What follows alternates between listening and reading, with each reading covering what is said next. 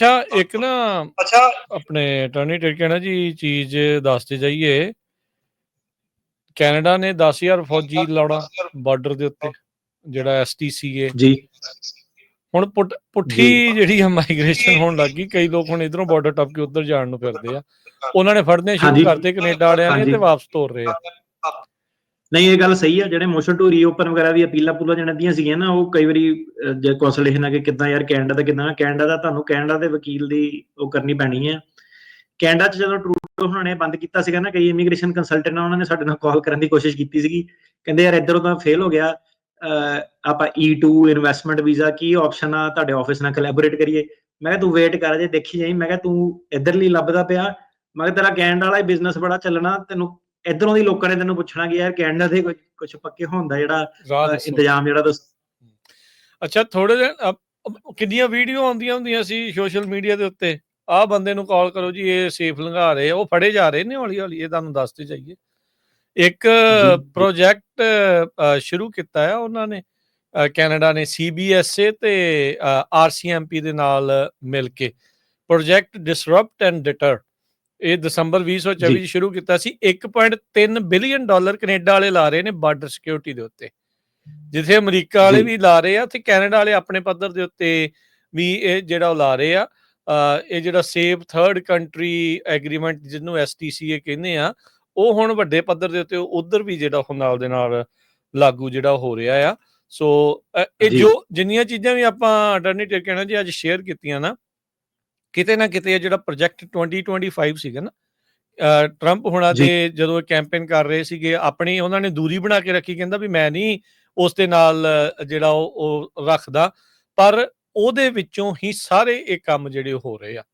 ਤੁਸੀਂ ਨਾ ਇੱਕ ਵੈਬਸਾਈਟ ਆ ਪ੍ਰੋਜੈਕਟ 2025 ਟਰੈਕਰ ਕਰਕੇ ਸਰਚ ਕਰ ਲਿਓ, ਉਹਦੇ ਵਿੱਚ ਤੁਹਾਨੂੰ ਸਾਰਾ ਪਤਾ ਲੱਗ ਜਾਣਾ ਵੀ ਉਹਦੇ ਜਿਹੜੇ ਆਬਜੈਕਟਿਵ ਉਹਨਾਂ ਨੇ ਉਹਦੇ ਵਿੱਚ ਜਿਹੜੇ ਲਿਖੇ ਸੀ, ਕਿੰਨੇ ਕਿੰਨੇ ਉਹਨਾਂ ਨੇ ਪੂਰੇ ਕੀਤੇ, ਕਿਹੜੇ ਡਿਪਾਰਟਮੈਂਟ ਬੰਦ ਕਰਨੇ, ਕਿਹੜੇ ਐਗਜ਼ੈਕਟਿਵ ਆਰਡਰ ਕਰਨੇ ਆ, ਕੀ ਉਹਨਾਂ ਏਜੰਸੀਜ਼ ਦਾ ਕਰਨਾ, ਕੀ ਕੁਛ ਕਰਨਾ ਆ। ਉਹ ਸਾਰੀਆਂ ਚੀਜ਼ਾਂ ਉਸ ਜਿਹੜਾ ਲੈਵਲ ਦੇ ਉੱਤੇ ਜਿਹੜੀਆਂ ਚੱਲ ਰਹੀਆਂ। ਅਜੇ 30 ਦਿਨ ਹੋਏ ਨੇ ਤੇ 4 ਸਾਲ ਨੇ ਇਹਨਾਂ ਦੇ ਕੋਲ। So you can just imagine ਵੀ ਆਉਣ ਵਾਲੇ ਸਮੇਂ ਦੇ ਵਿੱਚ ਅੱਗੇ ਕੀ ਬਣਨਾ ਆ।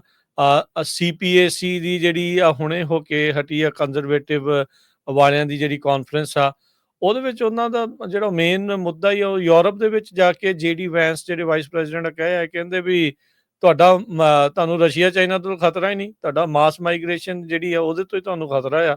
ਇੱਥੇ ਉਹਨਾਂ ਨੇ ਫਿਰ ਉਹ ਚੀਜ਼ ਦੁਹਰਾਈ ਆ। ਸੋ ਇਮੀਗ੍ਰੇਸ਼ਨ ਹੌਟ ਟੌਪਿਕ ਆ। ਬਾਹਰਲੇ ਮੁਲਕਾਂ ਨੂੰ ਮਨੀ ਜਾਣੀ ਉਹ ਰੋਕਣਾ, ਉਹ ਇਹਨਾਂ ਦੇ ਲਈ ਹੌਟ ਟੌਪਿਕ ਆ। ਵਾਈਟ ਹਾਊਸ ਦੇ ਕੰਟਰੋਲ ਦੇ ਵਿੱਚ ਸਾਰੀਆਂ ਏਜੰਸੀਜ਼ ਨੂੰ ਲੈਣਾ, ਉਹ ਜਿਹੜਾ ਇਹਨਾਂ ਦੇ ਜਿਹੜੇ ਏਜੰਡੇ ਦੇ ਉੱਤੇ ਆ, ਤੇ ਉਹ ਸਾਰੀਆਂ ਚੀਜ਼ਾਂ ਇਸ ਟਾਈਮ ਚੱਲ ਰਹੀਆਂ।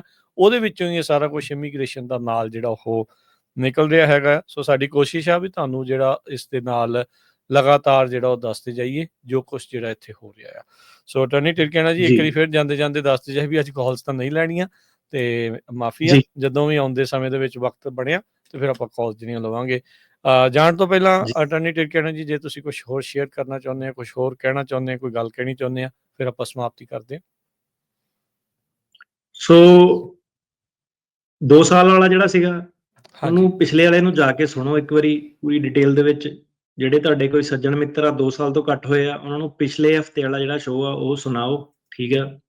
ਭਾਵੇਂ ਉਹਨਾਂ ਨੂੰ ਸੁਣ ਕੇ ਡਰ ਲੱਗੇ, ਪਰ ਉਹ ਜਿਹੜੀ ਨਿਊਜ਼ ਹੈਗੀ ਆ ਉਹਨਾਂ ਨੂੰ ਹੈਲਪ ਕਰ ਸਕਦੀ ਆ।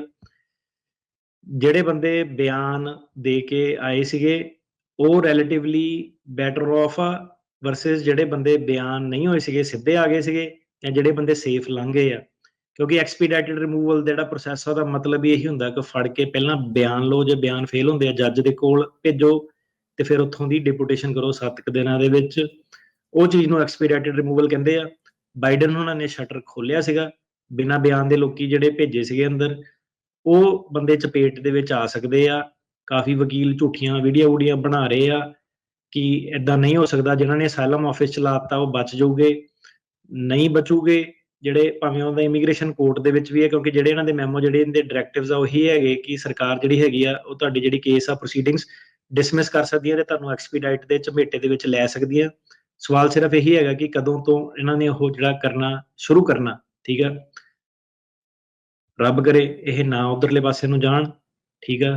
ਇੰਨੀ ਜਿਹੜੀ ਕਮਿਊਨਿਟੀ ਨੂੰ ਵਿਪਤਾ ਦੇ ਵਿੱਚ ਨਾ ਪਾਉਣ, ਪਰ ਜੋ ਇਹਨਾਂ ਦੇ ਸੰਕੇਤ ਆ, ਜਿਹੜੇ ਹਿਸਾਬ ਨਾਲ ਇਹਨਾਂ ਦੀ ਫੰਡਿੰਗ ਜਾ ਰਹੀ ਆ, ਉਹਦੇ ਨਾਲ ਜਿਹੜੀਆਂ ਫੈਡਰਲ ਜੌਬਸ ਜਿਹੜੀਆਂ ਹੁਣ ਇਹਨਾਂ ਨੇ ਟਰਮੀਨੇਟ ਕੀਤੀਆਂ, ਉਹ ਵਾਪਸ ਵੀ ਇਹ ਹਾਇਰ ਉਧਰਲੇ ਪਾਸੇ ਨੂੰ ਕਰ ਸਕਦੇ ਆ।